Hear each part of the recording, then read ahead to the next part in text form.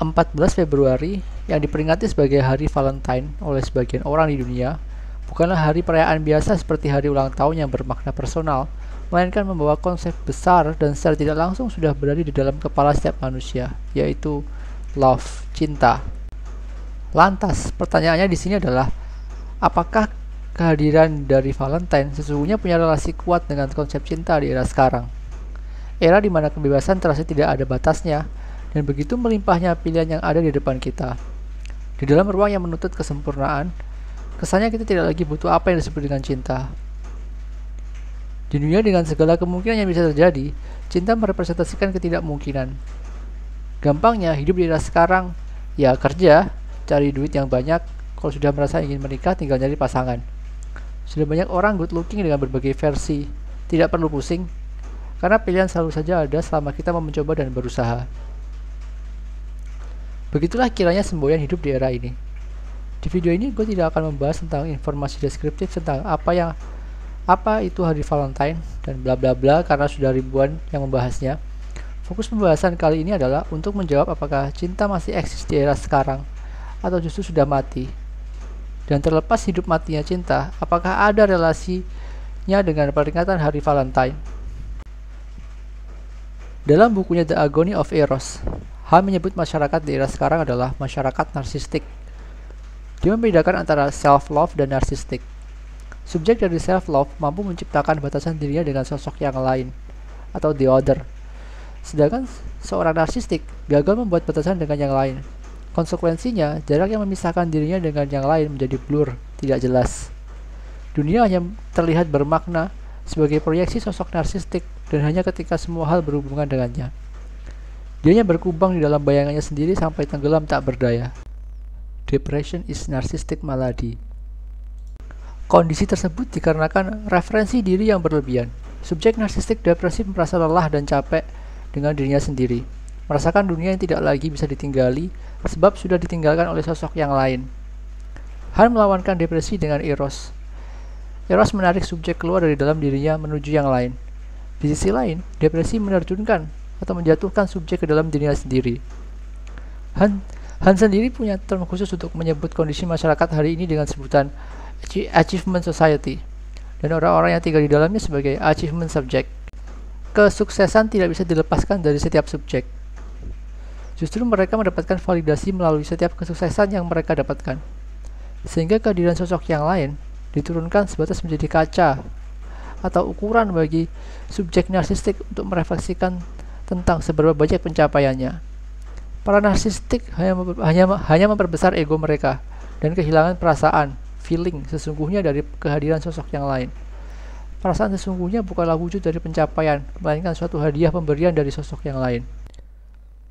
Depression represents the impossibility of love.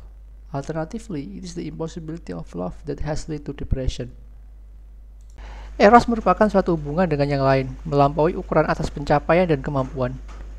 Han menyebutnya kondisi demikian sebagai being able not to be able, atau representasi sisi negatif dari sosok yang lain. Sebelum lebih jauh, Han sendiri membedakan antara sisi positif dan sisi negatif di dalam achievement society. Sisi positif dipahami sebagai sisi terang dan menyenangkan yang bisa dikapitalisasi maupun dikonsumsi. Bisa dihitung dan diukur melalui data-data digital yang secara sukarela didapat dari masyarakat dan menawarkan kepastian. Sedangkan sisi negatif adalah sisi gelap dan menyakitkan yang harus dihindari karena sakit bukan bagian dari pencapaian atau kesuksesan. Tidak bisa diukur dan dihitung karena tidak ada orang yang ingin menikmati kesakitan. Menawarkan misteri dan ketidakpastian. Sisi negatif ini merupakan bentuk atopik dari yang lain dengan mengabaikan kemampuan atau ability dan menciptakan pengalaman erotis. Apa yang dimaksud pengalaman erotis di sini tidak sama dengan gambaran eksibisionis dalam pornografi. Pengalaman erotis sebagai suatu relationship mengandaikan kegagalan atau juga kekalahan terhadap yang lain. Kegagalan diartikan hadirnya sosok yang lain telah menegasi kemampuan subjek untuk menggenggam, memiliki, dan mengetahui. Kontras dengan kondisi saat ini, cinta dianggap sebagai wujud positif dari seksualitas yang juga berarti subjek diperintah untuk menunjukkannya. Perform. Hari ini, seks berarti pencapaian dan pertunjukan. Dan keseksian adalah kapital yang perlu dan terus-menerus ditingkatkan. When others is stripped from the other, one cannot love, one can only consume. Untuk jatuh cinta, maka sudah siap menjadi negatif. Lebih tepatnya, negativitas yang membentuk cinta itu sendiri. Mengutip Emmanuel Levinas, love is not a possibility, it's not true to our initiative, it's without reasons, it invade and wound us. Di dalam achievement society, di mana setiap hal bisa dilakukan dan bisa didapatkan setiap saat, maka tidak ada akses terhadap cinta yang mampu melukai dan memprovokasi dari dalam diri kita. Today, love, which now means nothing more than need, satisfaction, and enjoyment, is incompatible with the withdrawal and delay of the other. Society, as a search engine, a machine for consumption, is abolishing the desire for what is absent, what cannot be found, says, and consumed. Contohnya ketika seorang laki-laki yang baru saja mendapatkan penolakan dari teman wanitanya untuk menjadi pacarnya, merupakan kondisi yang tidak pernah diinginkan atau dianggap sebagai achievement di era sekarang. Segala sesuatu harus tentang menang. Kekalahan merupakan wujud negatif yang tidak bisa ditoleransi di era ini. Meskipun wujud negatif itulah yang menghidupkan perasaan sesungguhnya atas cinta sebagai wujud hubungan asimetris dengan yang lain. Lebih jauh, Han bahkan mengatakan posisi cinta sudah digantikan dengan kerja. Berdasarkan dialektik Hegel tentang tuan dan budak, sosok tuan muncul tanpa rasa takut akan kematian, serta berjuang menempuh kebebasan dan kekuasaan sehingga tidak hanya berusaha bertahan hidup. Sedangkan sosok budak merasa takut sehingga harus menyerahkan dirinya kepada yang lain. Dan ketakutan itu membuat mereka harus bergantung dengan cara untuk bertahan hidup. Sosok budak tidak punya kebebasan yang bisa dipertaruhkan di hadapan kematian. Alih-alih berjuang menerobos kematian, budak hanya akan diam di tempat sembari bekerja tanpa henti untuk memperjuangkan kehidupannya. Kehidupan budak disebut sebagai bare life. Bare life punya relasi dekat dengan kerja. Apa yang di dalam bare life tidak lebih dari cara surviving, bertahan hidup, jauhi bahaya, serta tindakan bodoh yang tidak masuk akal. Dekati hiburan dan kesenangan. Tidak hanya itu, kapitalisme punya andil besar dalam mempromosikan bare life. Kalian tidak akan menemukan iklan-iklan di media untuk merasakan atau setidaknya mencoba rasa sakit serta sedih. Jangan merasa buruk, jadilah orang positif di setiap hal. Kiranya seperti itu inti dari semua iklan. Bahkan yang paling konyol iklan rokok.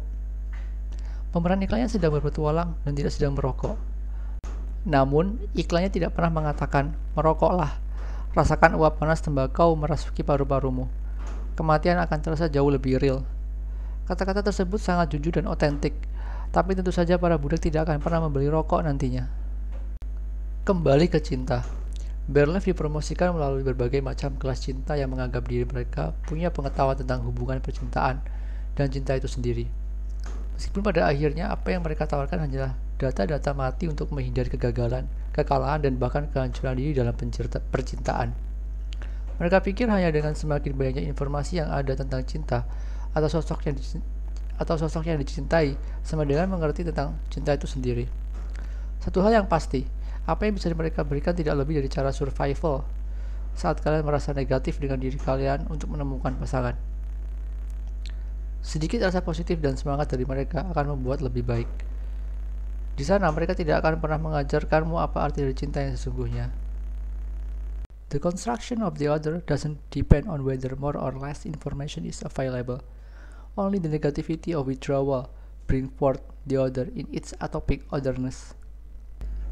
Versi ekstrim dari bare life adalah pornografi. Porn is a matter of bare life on display. Pornografi bukanlah gambaran tentang cinta, bukan juga tentang eros, bahkan bukan seks itu sendiri, melainkan bare life, cara bertahan hidup karena ketidakmungkinan cinta. Pornografi membuat pengalaman erotis terasa mustahil di era sekarang. Pornografi telah mensekularisasi pengalaman erotis. Singkatnya, pornografi mendustakan dan menodai eros. Tidak ada lagi yang ditampilkan di dalam pornografi selain hilangnya ekspresi yang sesungguhnya dan misteri tentang sosok yang lain. Indeed, exhibition destroys any and all possibilities for erotic communication. A naked face without mystery or expression, reduced simply to being on display, is obscene and pornographic. Pada akhirnya, yang tersisa hari ini adalah cinta yang hanya dipahami di dalam ruang positif. bersifat kapital, dan bisa dilihat kapan saja di depan layar. Today, love, in as much as it is supposed to amount only to warmth, intimacy, and pleasant arousal, point to the destruction of sacred eros. Banyaknya data dan informasi tentang apapun di era sekarang membuat imajinasi dan fantasi hilang. Cinta tidak lagi dihayati di dalam fantasi, melainkan diperhitungkan melalui tersedianya data, sehingga apa yang muncul hanya sebatas ekspektasi. Fantasi tidak pernah sama dengan ekspektasi. Fantasi mengandaikan imajinasi negatif dari yang lain, sedangkan ekspektasi hanya melihat segalanya sebagai yang positif dan kapital. Terlalu banyaknya informasi dan data tentang segalanya di era sekarang menciptakan suatu ruang hypervisibility. Konsekuensinya, kita tidak lagi bisa menutup mata. Semua orang secara tidak langsung melalui kebebasan tanpa batas diajak untuk terus mengkonsumsi semua informasi dan data-data yang tidak habis jumlahnya. Pada momen inilah kita tidak bisa lagi berhenti untuk menentukan sebuah kesimpulan akhir. Begitu pula dengan cinta. Apa yang dikumandangkan di era ini hanyalah kumpulan data dan informasi tanpa eros, tanpa sosok yang lain. Menjawab konteks pertanyaan di awal tentang hari Valentine di era sekarang, apakah masih tentang cinta? Secara optimis gue akan jawab iya, tapi bukan cinta yang real, yang sesungguhnya, melainkan sebagai kapital. Cinta yang bisa dihitung, diukur, dan diperjualbelikan atas nama cinta itu sendiri. Ironis, Han Byung-chul menyebut era ini The Agony of Eros, ketika manusia kehilangan trust, kepercayaan mereka terhadap sosok yang lain, dan lebih memilih segala pembuktian melalui setiap data dan informasi yang tanpa henti mereka konsumsi. Akhirnya, mereka tidak akan mampu melihat sosok yang lain, tapi hanya data-data digital yang hampa dan tidak berjiwa.